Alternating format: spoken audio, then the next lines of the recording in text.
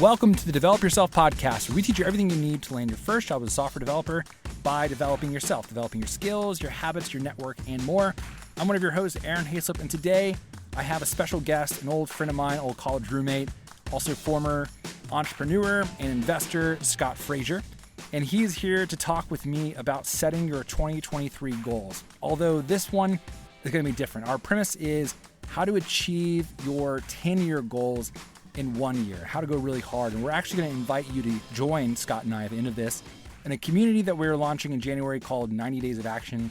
It's a free community where you, an accountability partner, will sign up, and for 90 days, we'll execute on our own goals together. Literally, Scott and I are doing this, and the whole reason why we started this is so that him and I can achieve some pretty large goals that we have for ourselves. We're trying to start a new side gig starting in January. So 2023 is going to be a real launching pad for us, and we hope you would join us. And more than that, we hope you would enjoy this conversation around setting goals. We're going to go through, how do you know if it's the right season for you to set these goals, how to actually write these goals, how to then commit to them, how to track your progress, how to measure your goals with a scorecard, both your inputs and your outputs, and then how to have community and accountability around your goal so that you stick it through. And ultimately, this is going to come down to us doing this together, like I said, over 90 days from January through April. All right, enjoy my time with Scott. All right, so a little bit of intro here for today's podcast. So I'm sitting with an old friend of mine, Scott Frazier. We were roommates long ago, and I want to kind of share the impetus for us actually doing a goal-setting podcast episode together on this podcast. If you may not know, but last year we did an episode on goal setting where I just kind of walked through, and this is for you, Scott, too, since you don't know what we did on the podcast. I actually walked through a framework, basically Michael Hyatt's framework for how do you set goals, make them smart goals, etc. And it's pretty typical. I think what you and I are finding out, though, that there are things missing from traditional goal setting. And I think the thing you said just now was goals are not enough. Yeah. So we want to walk through that. More particular than that, I think we want to go through sort of this story of how you and I are planning this year. So we're kind of just giving you the entire inside nuts and bolts of exactly what I'm going to be doing and what you're going to be doing together in terms of setting goals and trying to achieve them. Because I think what you and I are both realizing is we're getting older. Definitely not getting younger. Definitely not getting older. You have 4 kids, they're getting older. I have 3 kids, they're getting older. If we want to achieve big things, it comes down to, a year. Yeah. It comes down to 3 months, a week. Right. It's your daily actions. Yeah, totally. How do you actually keep on those and stay accountable? So that being said, do you want to start off by telling a little bit about this idea of 90 Days of Action, how it came about? Yeah. And then we can go into the specifics of what we're at least thinking are going to be the best ways to actually achieve something massive this year. And we can talk a little bit about what the massive thing we want to achieve is this year. Yeah. No, that's so much of this was built around that. Was so much of the origin story for us was looking back. Aaron's the one that suckered me into writing on LinkedIn. I wasn't even doing this stuff, and Aaron's like, "You should do this." Mm-hmm. And it was all right, we started doing it. So just writing, thinking about things that I'd learned over the past few years. And one of the posts that I wrote was that one of the best quarters I ever had was when my mentor that was sitting on the board of the chair of our board, he said, "Hey, you're using reading, learning as a way to procrastinate." And so it was the first time I'd ever been challenged on that. That someone said, "Hey, you keep looking for more knowledge, but you don't need more knowledge. You don't need to go read more, listen to another podcast, go take another online course. What you need is just to go do the work, do what you already know what to do." Yeah. And so that was what had happened. And so at the time, we had a quarter where we were trying to double our growth of the team. And so we were at 40 team members, and I was trying to go to 80.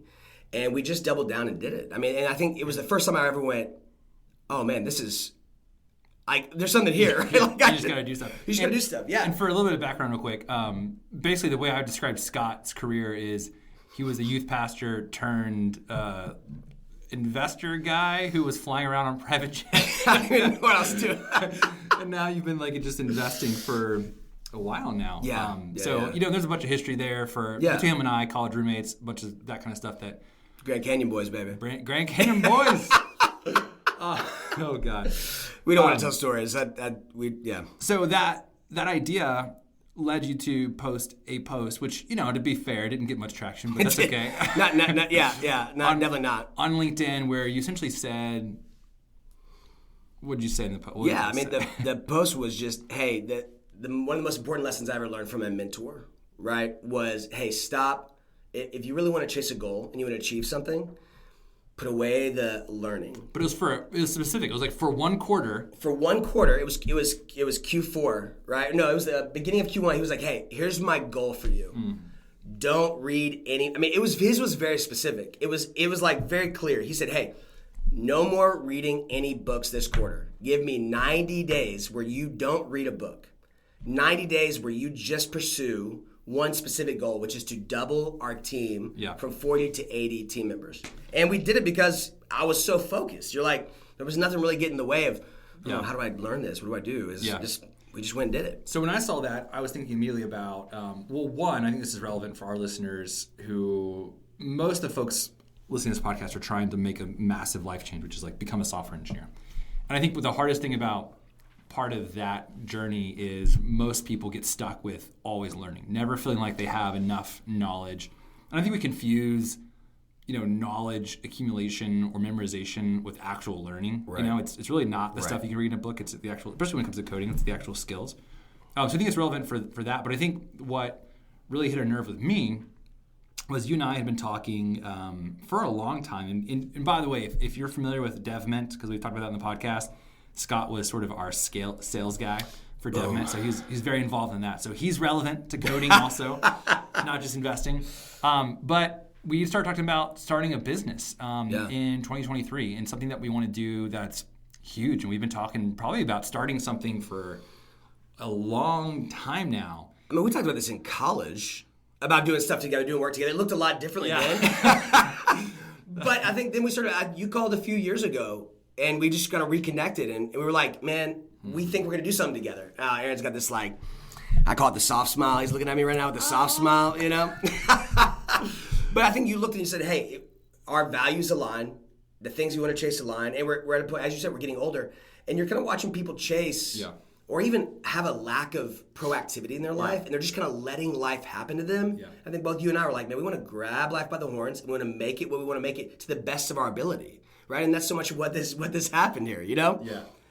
So that's where 90 Days of Action is birthed. It was this idea of like, okay, Scott, how about you and I do that together? What if for 90 days we didn't try to read books, listen to podcasts, not even try, we made it a rule where you can't read books. I think there's a list of rules, by the way. We have a website, 90daysofaction.com. We'll tell you about what that is in a minute. But we have a list of rules where it's like you can't read books other than for pleasure. You can read, fiction. You can do enjoyment stuff, yeah. You can't listen to podcasts. maybe if you want to listen to Dax Shepard or something like that, that's fine.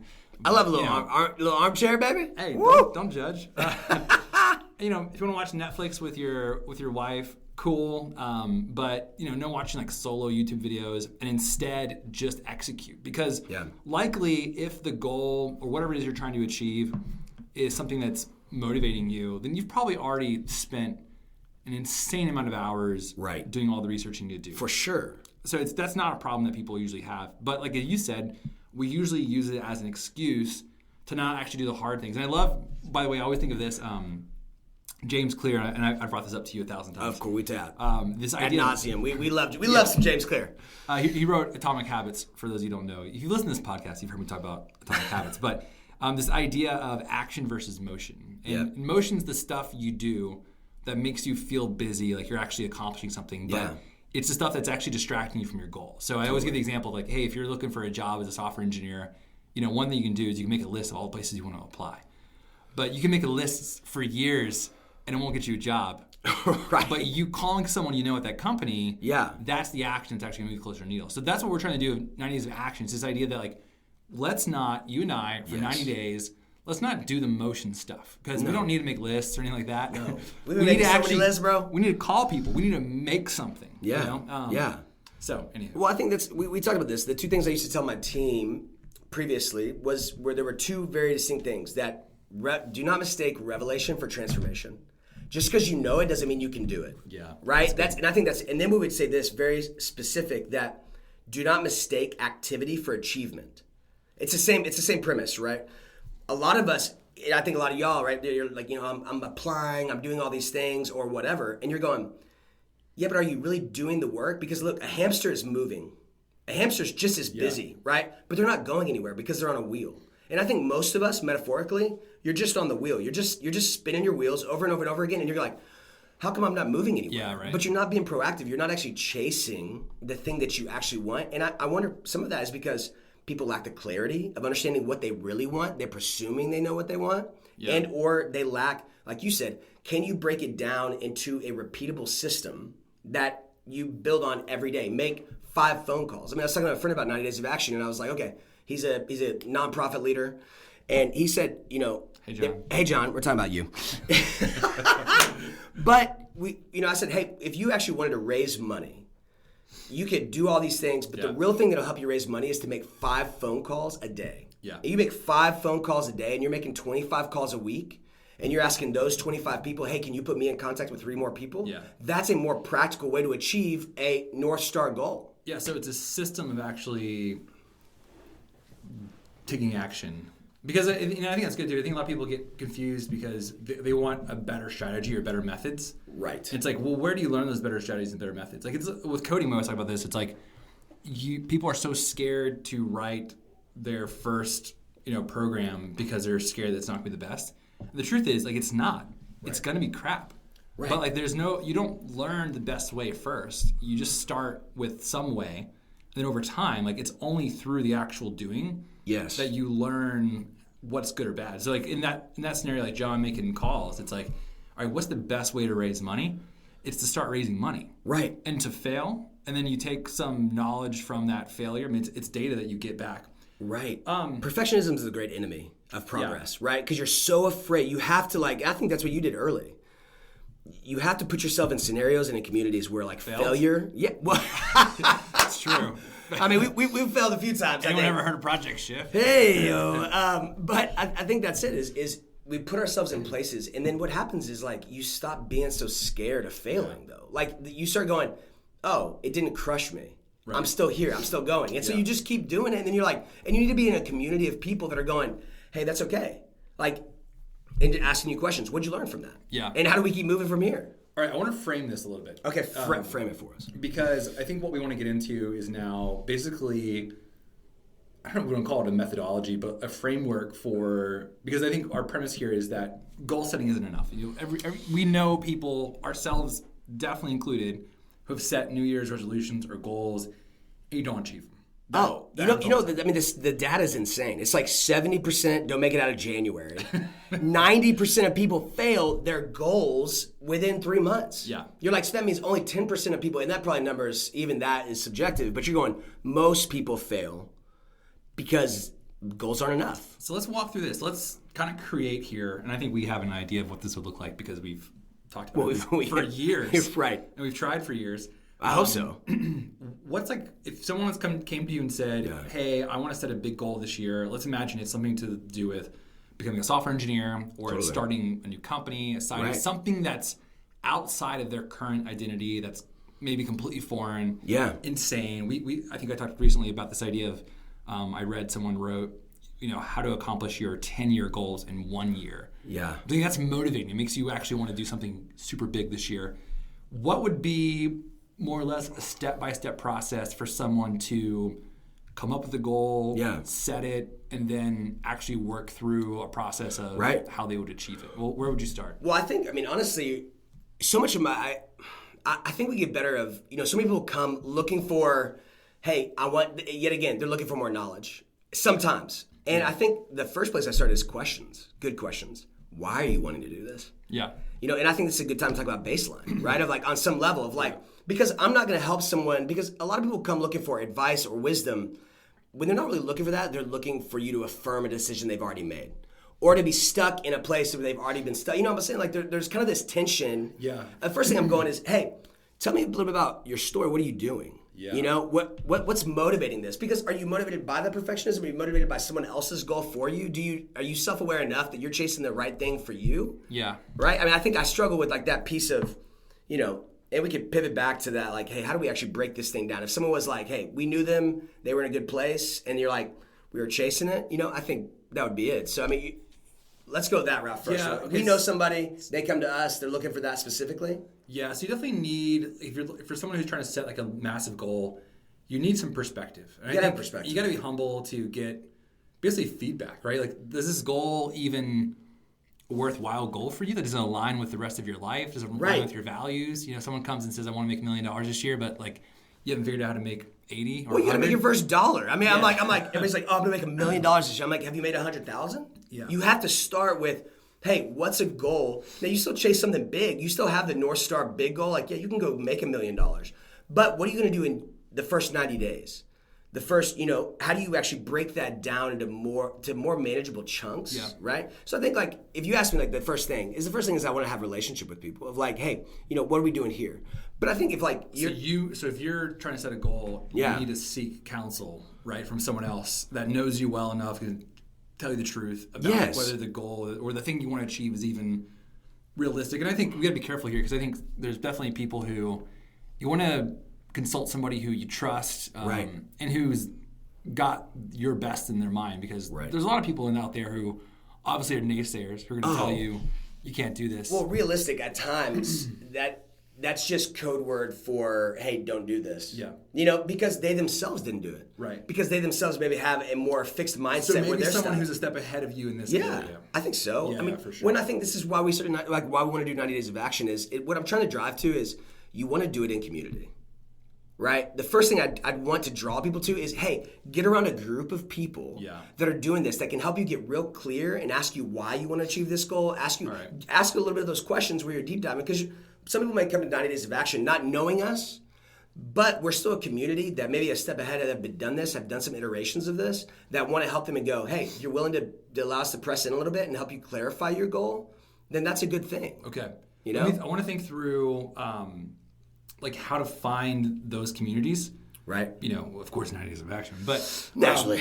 But I want to back up and think about. I'll talk about baseline here, but basically different categories of goals. Because I think we're we're kind of being a little bit abstract. Yeah. And I think one of the easiest ways to categorize goals or just different areas of your life is health, wealth, and relationships. Right. Yeah. That basically makes up your life. That's your whole life. Good health, wealth, relationships. Like you're good. Right? And they encompass all the other things, right? Because your relationships are your marriage, your kids, your social life. Your health may be, mental, emotional health. Health may be physical health. And your wealth is tied to so much of your career, your professional life, generosity, all those things. All those things are tied together. And so one of the things I think I told you about just before we started recording was this idea of, I call it baseline. Yeah.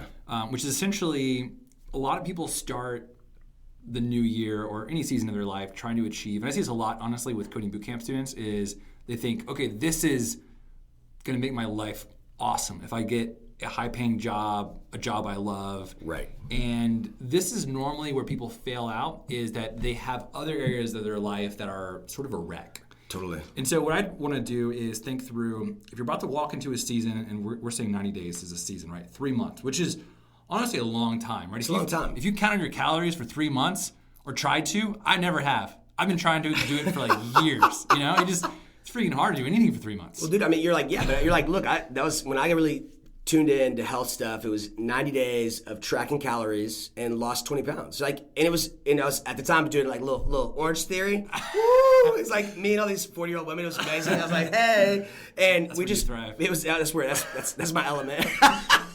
But no, you're right. It's a season. It's a specific stretch of time. Yeah. So health, wealth, relationships. And so what I think you should do is, before you go hard in one area of your life, you want to make sure all the other areas have a good baseline. And here's what I would define as baseline. Baseline is, if nothing changes in this area for the next 6 to 12 months, right? You don't improve upon it, but you just keep doing what you've been doing. Yeah. Will it be okay? Like, will things still be good? Like, not great. I'll give you an example. Finances, right? Yeah. So for me, I would describe baseline as, and this is personal to everybody, right? Depends on like what kind of lifestyle you're living and all the things. But for me, for my wealth, baseline would be, I have 3 to 6 months of emergency fund savings. Yep. I have 0 debt. Right. And my income, current steady, stable income, outweighs my expenses. Yeah. Right? That's baseline. If I change nothing about my finances for a year, Would I be okay? For sure. Now, like suddenly if you lose your income, yeah, you've got to like focus on that. You kind of have to abandon ship on other things. Totally. You got to go double down on that. Totally. But if I didn't, honestly, 10 years from now, I hope my financial picture looks different than just 3 to 6 months of emergency funds. Right.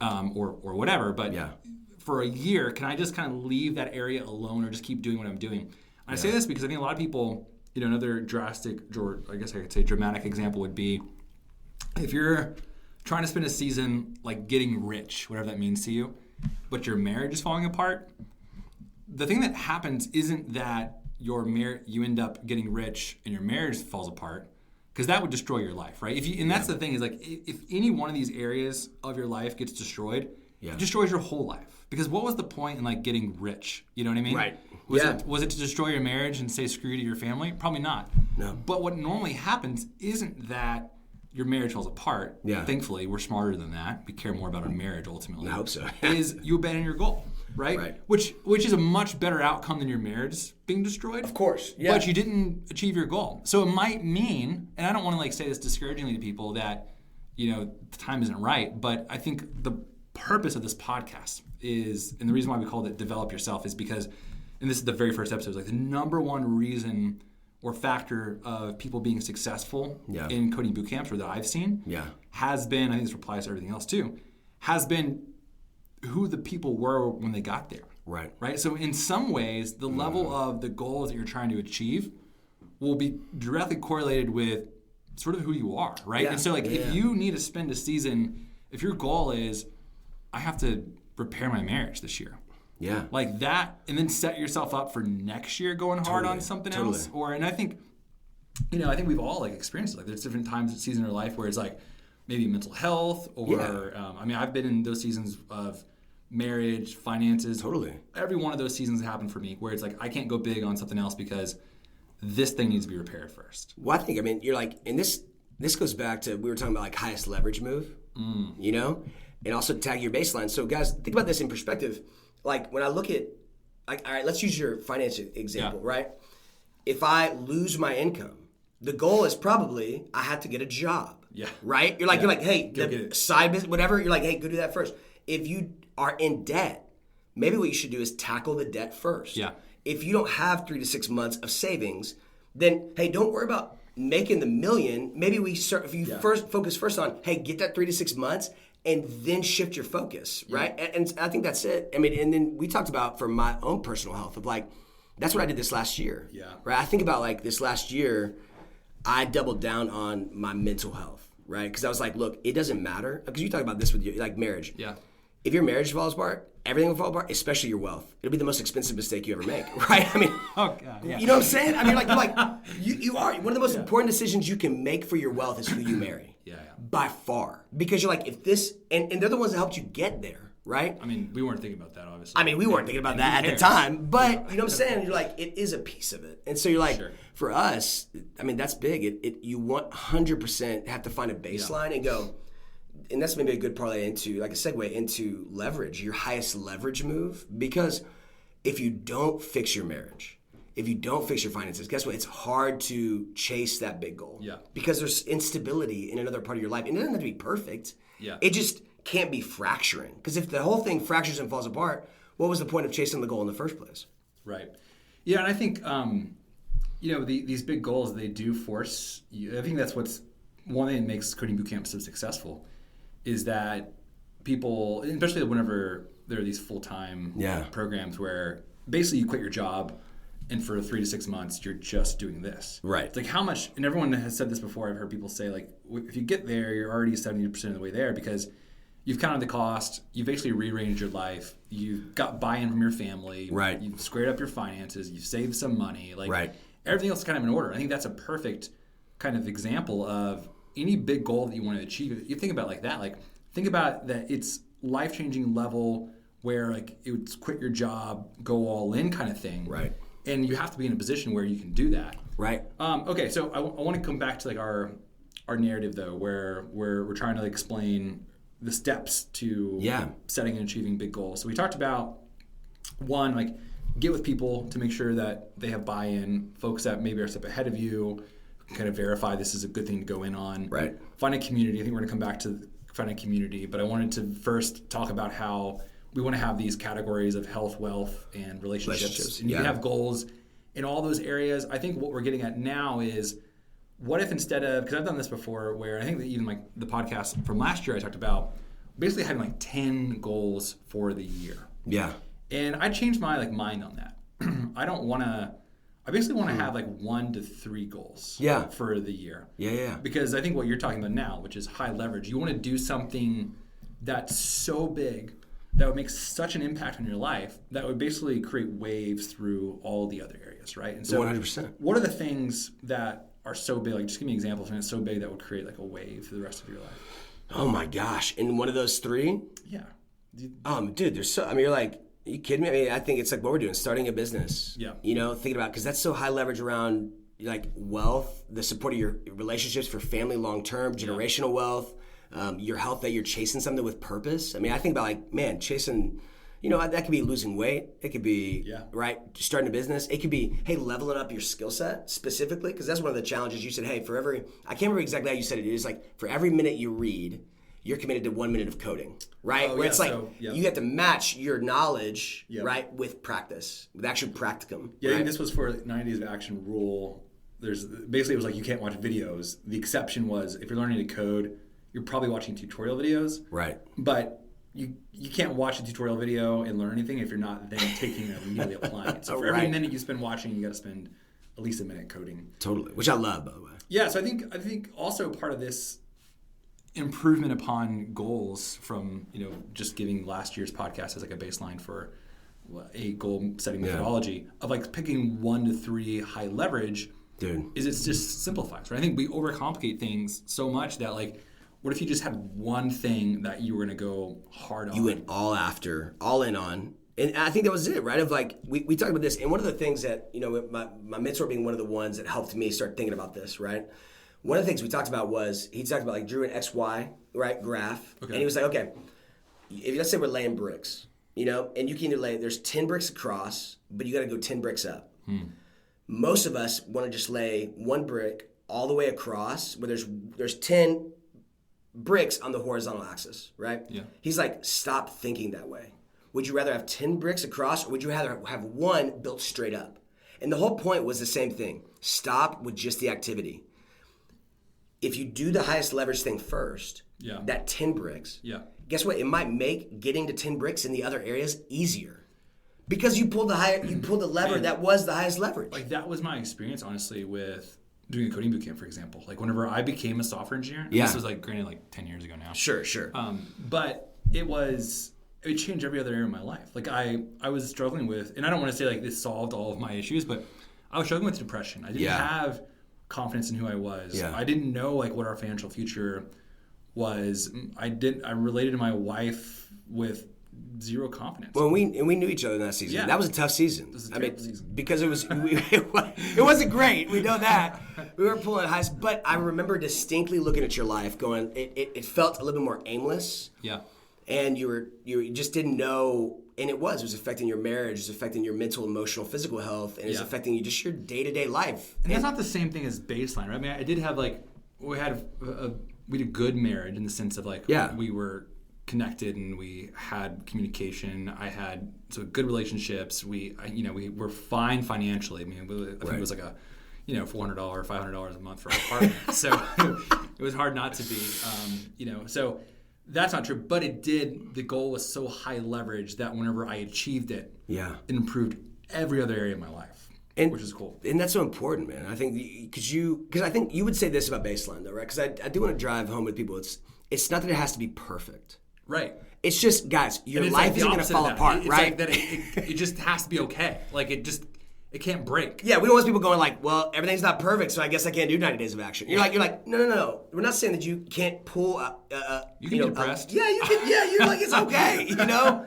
I think that's big, and I think it's just going, hey, it's not going to destroy your life tomorrow. Yeah. And that sometimes having enough of baseline and then doing the highest leverage move can actually multiply everything else. And that's what you're saying. Back to that was your experience, Because what did it leverage from there? What was the catapult from there after you made the transition And, what did it do to your marriage? What did it do to your health? What did it do? I mean, explain that a little bit. Then it was like a foundation for risk taking. Ooh. You know what I mean? Like, Explain that. Well, it was, I feel like, and this is just human nature, right? Every time you achieve one goal, like suddenly it doesn't feel that great anymore. And you want to go achieve the next one. That's right, yeah. Which I think there's something good in that, Oh, yeah, because totally. from that perspective, and I wasn't like rich. I was making $65,000 as a software engineer. Yeah. Which was a lot more than your previous job, though. Was a lot more than my previous job. No, for sure. I was working at the startup in downtown Austin. It was so freaking cool. But then I was like, all right, now I'm ready to be an entrepreneur. So we moved to Israel and started a coding boot camp. But it was like my thought process then was, so what's the worst case scenario? Like I go back to being a software engineer? Yeah. Where everything, you had a baseline. Right. You're like, I'm going to go back. And I feel like that now, right? Totally. Like if I fail everything else, it's like, okay, so I go and this sounds stupid. I mean, it might sound weird or arrogant. I don't know. But it's like, okay, so I go be a software engineer for a FANG company and make $300,000 to $500,000? Yeah, you're like, oh, that's tough. The backup plan. Yeah, you're like, that's not a bad baseline. So whenever you achieve these high leverage things, then it allows you to then achieve more high leverage things. Anyways, totally. I think I'm going to come back though, like being practical here. Yeah. Because so we talked about community, we talked about baseline, making sure it aligns with your life. Let's talk about like how to actually the nuts and bolts, because I think essentially 90 days of action, what we want to do, like the real basics of it is we want to help somebody set a high leverage goal, 1 or 2 or maybe 3 high leverage goals, specifically to be these 90 days, right? Because our theory is if you start the year, the first 90 days going hard, it's going to set the tone for the rest of the year. For sure. And then we want to basically break that goal down into commitments, right? Yes. And the commitments are going to be commitments you have to be committed to at least weekly. Things that you can track progress, and then have accountability in that. Yeah. But I want to start off with that first piece, which is how do you, like, we talk about SMART goals, and is that just as simply as it is? Should the way that you set your SMART goals, it just going through the acronym and making sure that it's smart? I think that's a great place to start. I think once you've done all these other things, you've kind of looked at the baseline, you have a community you're jumping into, you're excited about it, then you go, okay, like, what do I want? I think so many of us, I asked a friend about when we were talking about 90 days, and he said, I think there's 2 big things that I lack, and that would be helpful for me. Yeah. And it's that someone would help me be specific, because I think a lot of people are like, you and I talked about this, people are like, I want to become a coder. I want to become a software engineer. I want to lose 20 pounds. But the goal becomes, I just want to lose weight. Or I want to get in shape. Right. And you're like... And most of your friends are supportive, but they're not like going to be in your face being like, what'd you do this week? Right. No one's going to ask that. Even you. Like you would not ask me that. No, unless like I said like, hey, could you help me with here's this? Here's a specific system in which we're going to meet every week and we're going to talk about this. Like, yes. We're just not going to do that. Well, and I think that's the whole point so you don't have to be specific. No one's forced to be like, you got to put yourself in a position where like you have to be specific. That's what I love about writing, because writing makes war on ambiguity, right? Writing makes you clear. I'm writing all this stuff, Aaron, and I'm always like, Aaron, damn it, I don't know what I'm saying, because you're like, it forces you to go, you don't know what you're talking about. That's what half the stuff I put out there. I'm like, I don't actually know it as well as I thought I did. Right. And what I love about the specifics on the goals is going like, hey, and for y'all that don't know SMART goals, right? Specific, measurable, attainable, realistic, and a timetable. It's an acronym. Yeah, it's not just, you're smart. Are you smart? If you're an idiot, you can't make these goals. Not for you. It wouldn't work out well for me. So, but smart, right? Specific, measurable, attainable, realistic, and timetable. And the beautiful thing about like a 90 days is, hey, you have a timetable. We gave it to you. In 90 days, you're going to do what? So there's already a prompt going, hey, goals aren't enough by themselves, right? Yep. And now we've got a prompt saying, hey, in 90 days, what are we going to do in 90 days together? So 90 days is the outcome, right? Like that's the outcome you want to get to. Yeah.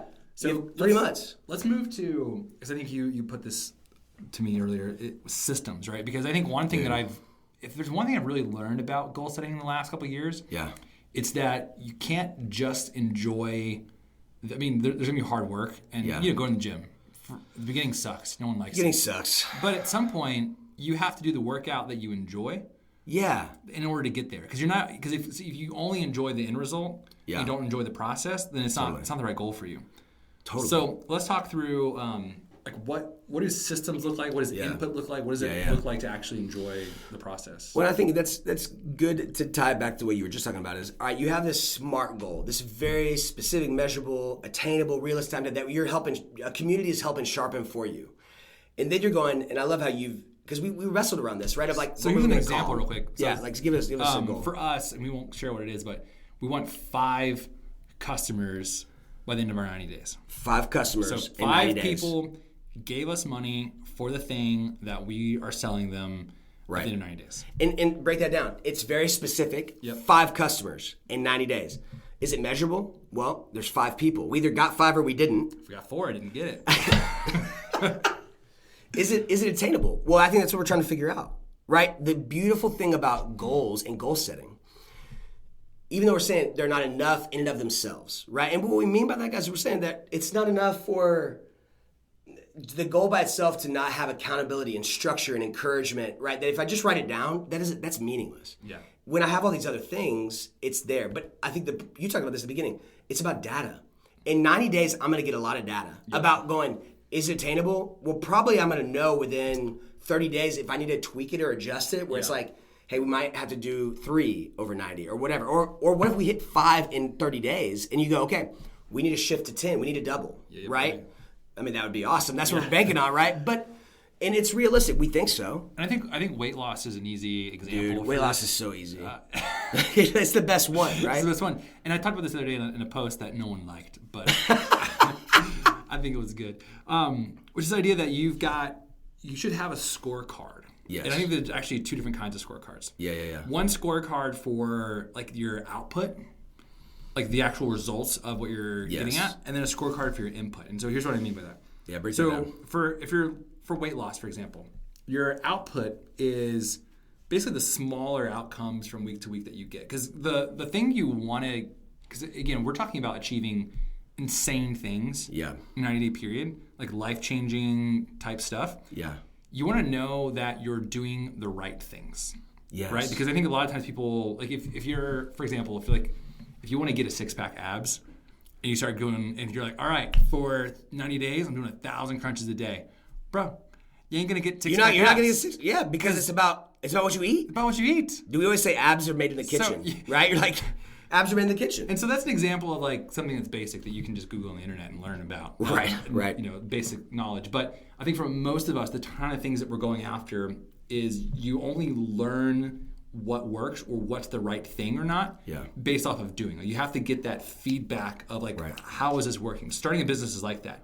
Right. You can read all the books you want, you can get advice, you can get somewhere near the answer, which is what's the right thing. But until you actually start doing the work, you're not going to know like if your tactics are actually working. Yeah. And so what I say is have a scorecard where like what are the metrics, like specific metrics that you're tracking every week to give you an idea. And it might take a few weeks to understand if there's any data or not. But like weight loss is simple. It's like, all right, if I determine that a calorie deficit is 1,800 calories for me and I should lift weights 3 times a week. Right.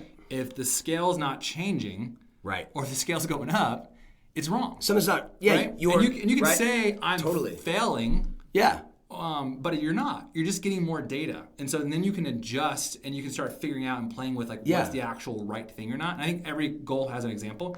So that's the like output or outcome scorecard. And I think you should literally like go into Excel, create a spreadsheet, and if you're losing weight, every single day at the same time of the day, weigh yourself, right?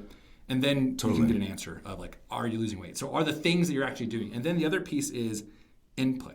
Yes. Right. So I think a lot of people, and this is probably less relevant to, I mean, obviously the weight loss thing is simple. It's like it's just easy. Your input is like, doing it. Did I eat? Did I work out? Blah blah blah. Yeah. But some other things are a lot of the goals people are going to have, for their 90 days are going to be around like work related. Yeah. It's like knowledge work type stuff.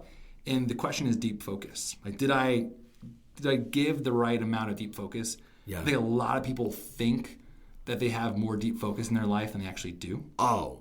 Totally. Like if you've ever used the Pomodoro timer. Oh, dude. Where you set a 25-minute timer and you said, okay, for 25 minutes, I can do nothing else. I can't change the Spotify song. I can't go pee. I can't check Twitter. I can't check my email. I can't do anything, not look at my phone for these 25 minutes, I'm just going to focus on the thing in front of me. Yeah. It's insane. It's forever. It's an eternity, you know? And so I think tracking your inputs of like, all right, what is my goal for how I'm actually, and I said goal loosely, I don't mean goal. What's my commitment? What's your commitment? Yeah. What's my commitment for how much input I'm going to put in on a weekly basis to this thing? And then you actually start tracking, like, for example, your focus time. Yes. And you will be surprised at like, oh, the reason why I'm not achieving what I'm after is because I'm not doing jack. Like, I'm not actually like spending any time on this. Oh, no way. Comparatively, you think you're spending 5 hours a week? You're not. You're spending like 45 minutes. Maybe. Yeah, maybe. And it's a roughed up 45 minutes. So you've got to figure out like those inputs too. And then you track them over time. It's like, okay, is there a correlation? Is the output, the outcomes of my goal, are they directly correlated with the input? And if they're not, like let's say you're putting in a ton of time, right? You're not getting those things, you're not doing the right stuff.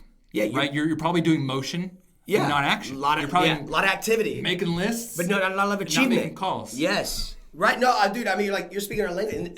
Ramit Sethi talks about this at the beginning of "I'll Teach You to Be Rich." Hey, Ramit. Ramit, what's up, baby?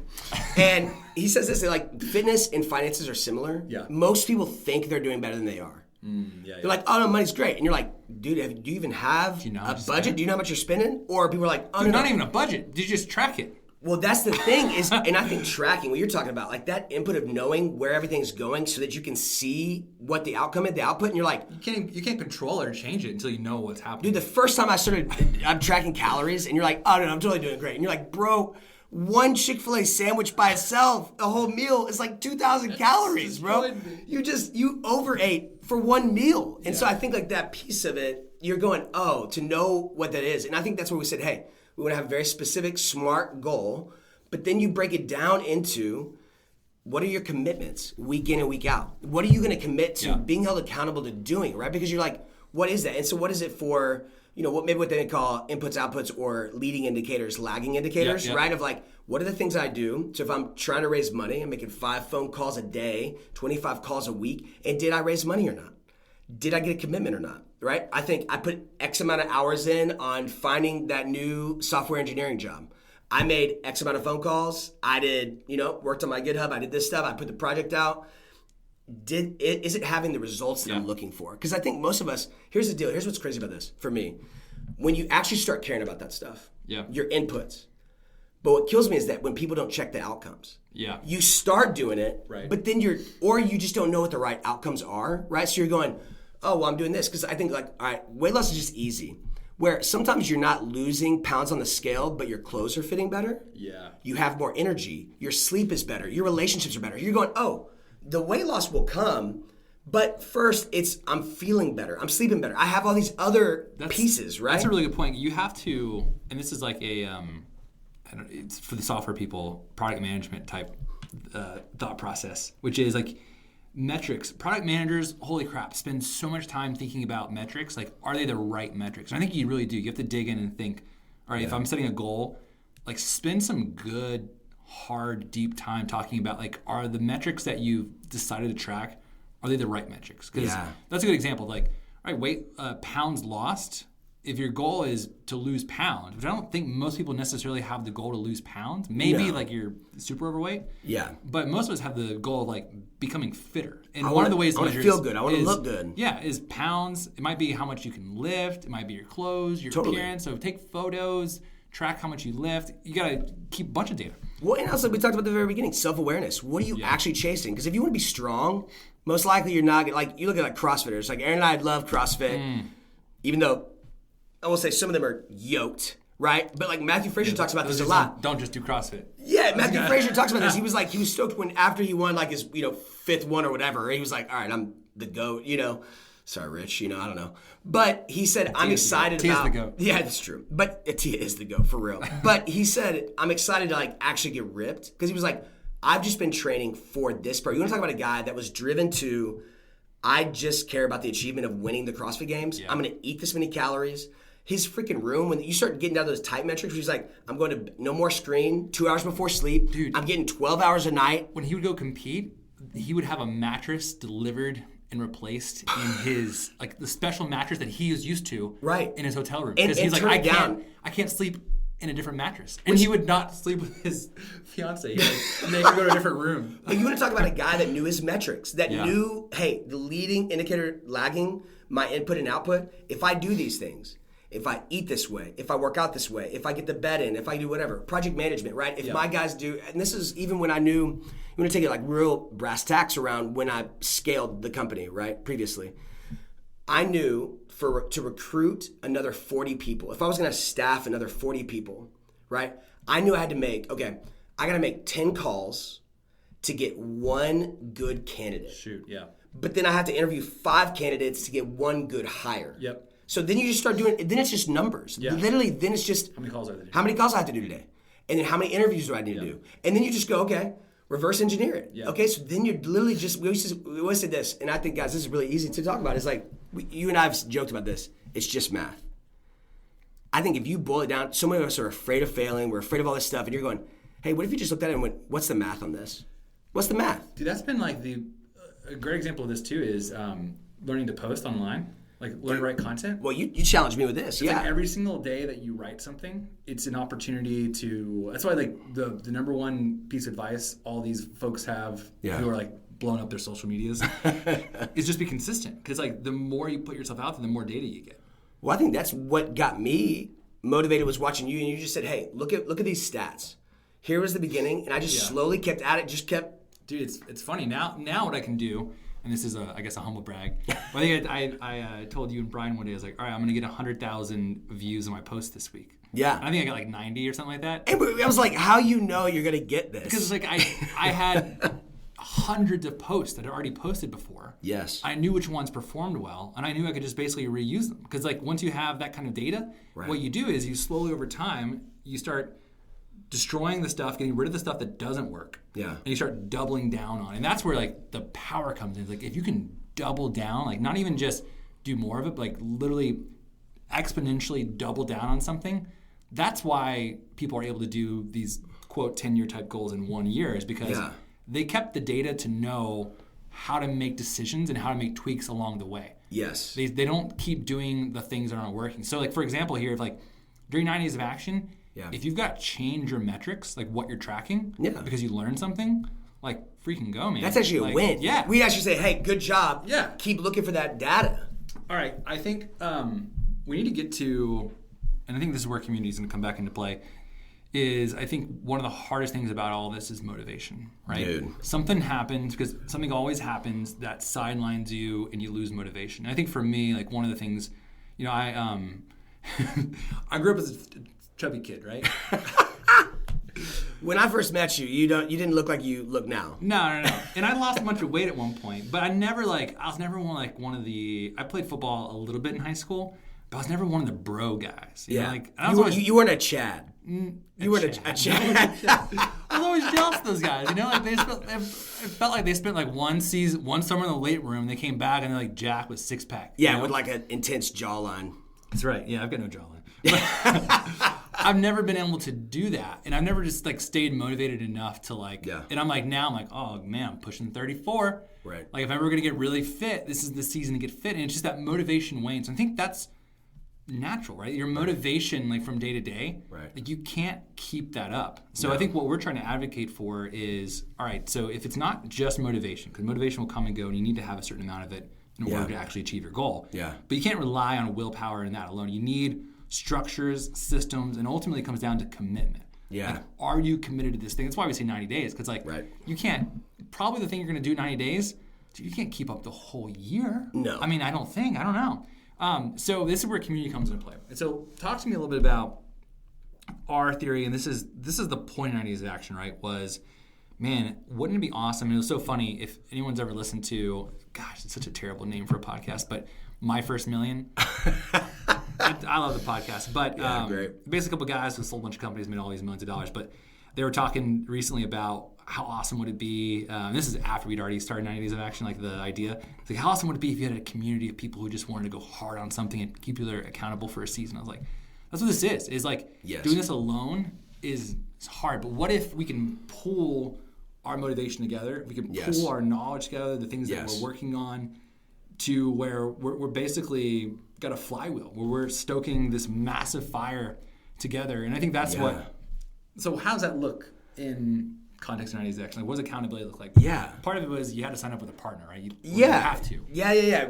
At first, we just said you could sign up. That was as we're learning. I mean, and we're going to keep all your money. Yeah. You're like, that was initially what we were going to do. And then I think you and I were sitting down having a conversation one day going like, man, what would it, a group of guys that signed up together, you know? Yeah. Adam and John, what's up? Hey, guys. And we started going, okay, what if we actually leverage that? Where like you have someone you're committed to. And then I think we're like, yeah, this is awesome. You can't sign up as an individual anymore. You got to do it with an accountability partner. Yeah. And then, but this is where you threw in the tweak, right? Where it's like, hey, your money is tied to your partner finishing, not the other way around. Yeah. I stole that from Alex Ramosi, who had this idea of like some gym fitness thing where it was like you put $500 in. Yep. And if you achieve your goal, like your weight loss number or whatever it is, you get your $500 back. So that's what this is, like so you and I, for example, which we actually haven't done this. We should do this. We should. We haven't done this yet. So I'll put in, so we have to sign up together. It's $500 as a pair. Yep. I was going to say couple, but no. I put in $250, you put in $250. Yep. And then it's not necessarily if you achieve your goal, but I think what we said is if we're going to have weekly check-ins where you basically submit a form every week and you basically let us know how things are going. Yeah, how's it going? And if you submit every check-in for the 90 days, basically if you stick with us for the whole 90 days, then, so in this case, if you do all of your check-ins, I get my money back. Right.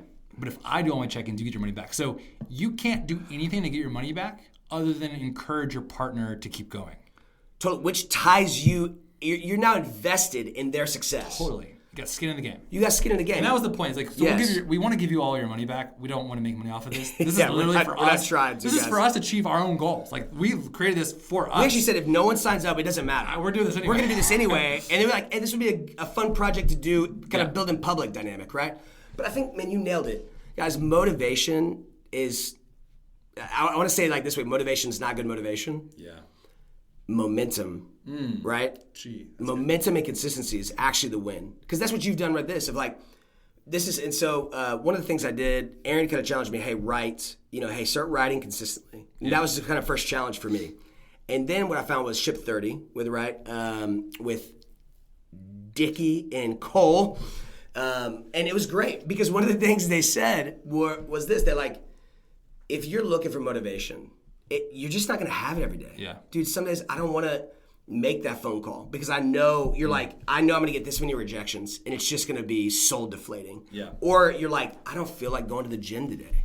You got to stop with the feeling and emotion dynamic. Most days are not going to feel like I want to do the thing I said I'm going to commit to, which is why it's so important. We said, hey, the commitment is the key because it's commitment, consistency, and momentum. And so you asked me about, hey, what's the point of a community? Well, the thing about Ship 30 that was so encouraging is I'm there with all these people that signed up with me. Which, by the way, Ship 30 is a 30-day writing challenge. They say it's a 30-day writing challenge to become a digital writer. That's kind of their MVP, right? Is that, hey, we want to show you, to help you overcome that inability to write consistently every day. Cool. That is their main point. So you're with them. And so with them, and you're like, what was happening was every day you're watching your community write, and you're encouraged because then you're challenged, like, oh, they did it, I can do it. Or when someone would text and they would send a message and be like, man, I'm just not feeling it today. We would just say, hey, you got this, right? Just that one point. And so what do you need? Guys, you don't need more motivation. What you need is a community that's going to help you be consistent. And then you're going to get swept up in that momentum. Because what people kept saying about Ship 30 and what we hope for 90 Days of Action is the momentum of everybody doing it together. Yeah. You just can't help but get swept up into it. That you're just going, I'm not motivated to do it, but I know that, well, my partner's not going to get his money back if I don't do it. Yeah. I'm on here, and I have a community that's encouraging me. We're going to have a Slack channel where we're encouraging each other, where you can say, hey, I'm just not feeling it, and getting some encouragement. Because motivation is different from encouragement. We're all discouraged. All it means to be encouraged is to place my courage within you. That's what it means. Encourage, right? Hey, I have courage today, and I'm going to put it in you to do it. Some days, I'm not going to have courage. I'm going to be like, Aaron, I freaking suck. I don't know what I'm doing. All this crap, all the negative self-talk, negative belief, and Aaron's going to go, shut the hell up and let's do the work. I love you. Let's keep going. I'm going to go. You're right. Let's do it. So when you ask about the very specifics of, you have a community there's a Slack channel where we're texting each other. And you and I think we've committed to trying to share. We don't want to share every part of our life on the podcast. No. But I think we're pretty close to being willing to share that with this community, 90 Days of Action. Of we're we're not sharing with you the shiny parts. No. We're going through this together. We want to pull back the curtain and have, look, vulnerability is the birthplace of connection, right? And so what we want to do is to you feel connected to what we're doing, going, hey, we will be honest with you about every day how we're feeling. When I'm not feeling it, when we're like, I rolled in today, Aaron, we were supposed to do this podcast 2 days ago. I was like, Aaron, I got a cold, I gotta get some drugs. And he was like, we're doing this in a couple days. I was like, all right, just that motivation, right? Which was really just an encouragement. It was an encouragement to say, hey, let's come do this because it's for our community. Yeah. And it was like, all right, let's make it happen, you know? And so that's what it's gonna look like, us sharing our lives. Yeah. And then we're gonna do like live Zoom videos and just have little rallies.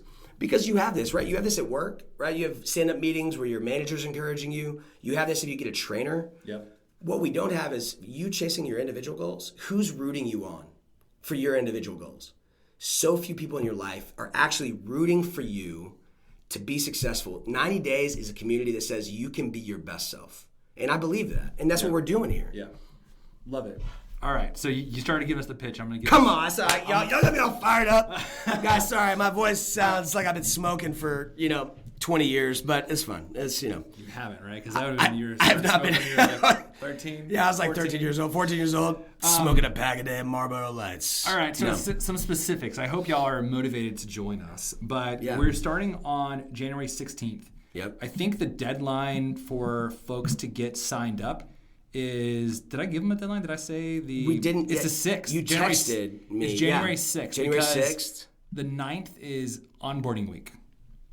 Oh yeah, that's right. Because we're basically going to give you a week of basically what we said here, but just more organized than our conversation.